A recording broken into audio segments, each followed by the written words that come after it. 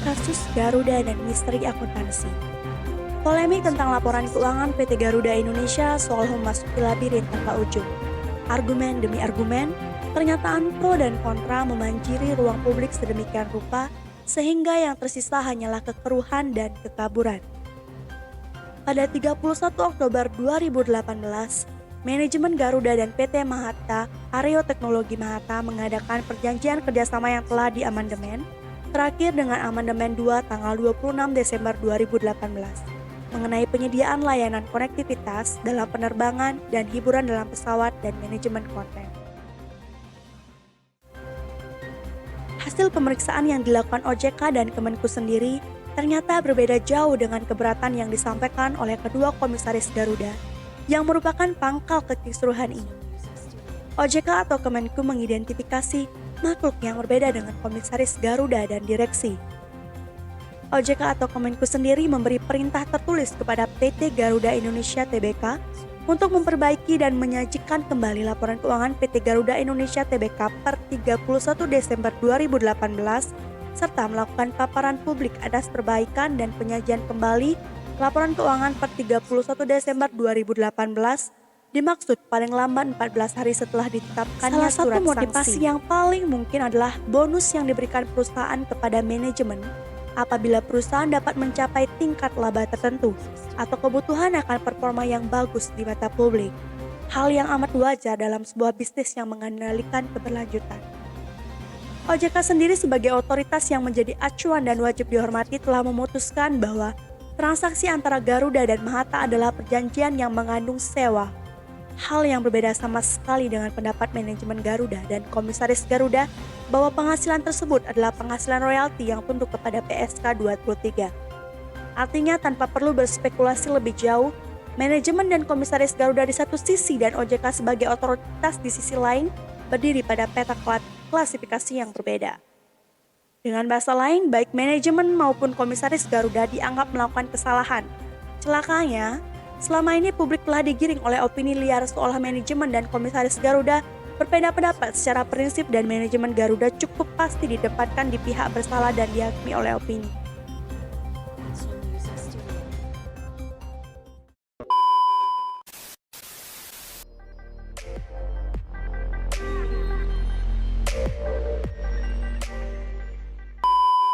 Halo, selamat datang di YouTube channel saya, Erlina Arya. Setelah kita mendengarkan mengenai kasus dari PT Garuda, tentu kalian ada yang bertanya-tanya, apa hubungan antara kasus PT Garuda dengan laporan keuangan dan juga dengan manajemen laba. Jadi kali ini saya akan bahas satu persatu. Yang pertama mengenai pengertian dari manajemen laba, kemudian motivasi manajemen laba, teknik-teknik manajemen laba, dan juga bentuk-bentuk dari manajemen laba. Selain itu nanti di akhir video saya akan bahas mengenai perbedaan antara kecurangan dan juga manajemen laba. Atau apakah manajemen laba termasuk kecurangan? Simak videonya sampai akhir sehingga kalian mendapatkan informasi yang semaksimal mungkin. Terima kasih. Baik, yang pertama yang kita harus pahami terlebih dahulu yaitu mengenai pengertian dari manajemen laba. Manajemen laba adalah upaya manajer dalam mempengaruhi informasi laporan keuangan sehingga dapat mengelabui para stakeholder.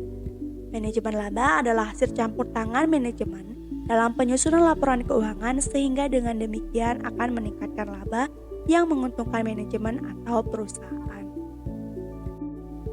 Selain pengertian dari manajemen laba, kita juga harus mengetahui motivasi-motivasi dalam manajemen laba. Yang pertama, ada the bonus plan hypothesis. Ini merupakan dorongan manajer dalam melaporkan laba untuk mendapatkan bonus, di mana bonus tersebut dihitung dari dasar laba. Jadi pada umumnya, manajer perusahaan menggunakan metode-metode akuntansi sehingga dapat meningkatkan pendapatan pada saat periode berjalan. Kemudian yang kedua, ada the debt covenant hypothesis. Jadi motivasi ini terjadi ketika ada perjanjian utang maupun kompensasi manajerial antara manajer dengan pemilik perusahaan.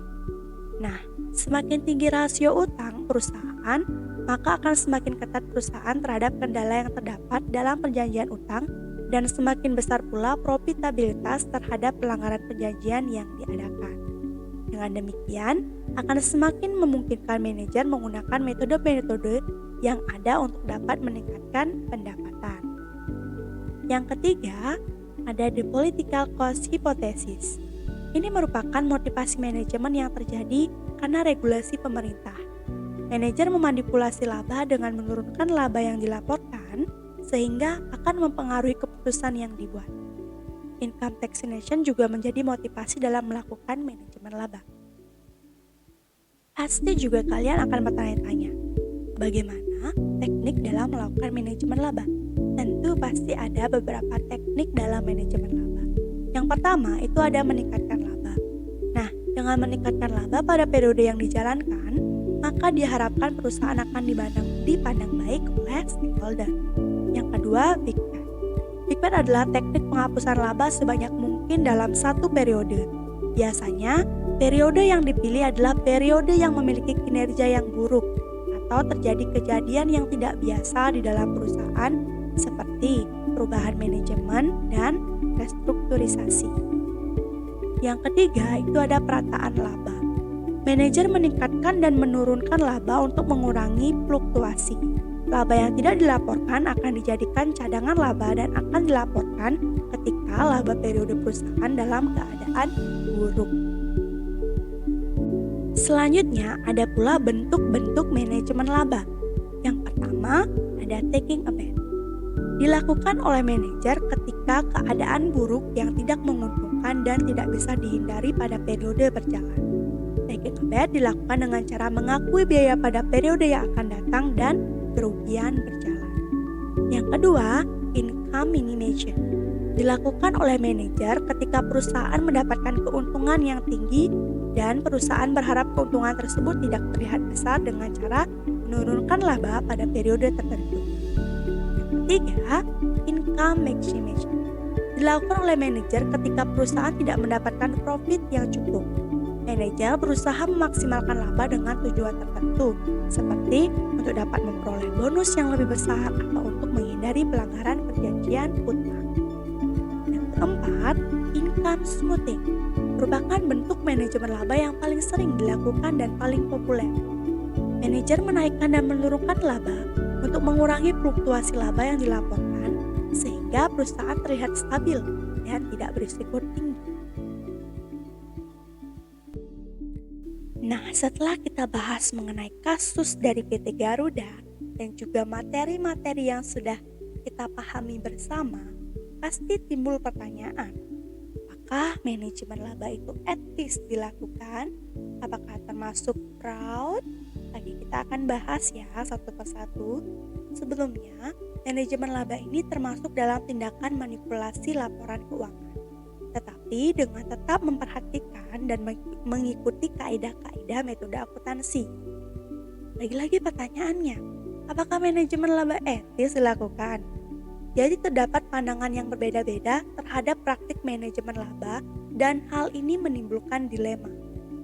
Pada satu sisi, manajemen laba dipandang sebagai suatu tindakan yang seharusnya tidak boleh dilakukan. Karena dengan adanya manajemen laba, informasi yang diberikan tidak sepenuhnya mencerminkan keadaan perusahaan dan mengaburkan nilai perusahaan sesungguhnya. Tindakan tersebut dapat menyebabkan stakeholder keliru dalam mengambil keputusan. Namun, pada sisi yang lain, manajemen laba dianggap sebagai sesuatu yang wajar dan merupakan tindakan rasional untuk memanfaatkan fleksibilitas dalam ketentuan untuk pelaporan keuangan. Jadi, kesimpulannya, manajer yang menyediakan laporan keuangan merefleksikan aktivitas-aktivitas yang dapat dikelompokkan sebagai kecurangan jika yang pertama, melaporkan penjualan fiktif. Yang kedua, melaporkan penjualan ketika produk-produk yang belum selesai ikut dikirimkan. Yang ketiga, tidak mencatat secara cukup biaya-biaya. Dan yang keempat, melakukan transaksi barter di mana barang atau jasa dinilai overvalue atau undervalue. Yang kelima, penilaian aset yang lebih tinggi. Dan yang keenam, mengkapitalisasi biaya dengan tidak cermat. Sedangkan menurut penelitian dari Dedi Kurniawansyah, manajemen laba merupakan bukan kecurangan. Sebutan kecurangan adalah kondisi melawan hukum atau tidak memiliki legitimasi. Sedangkan manajemen laba berada pada batasan yang legal.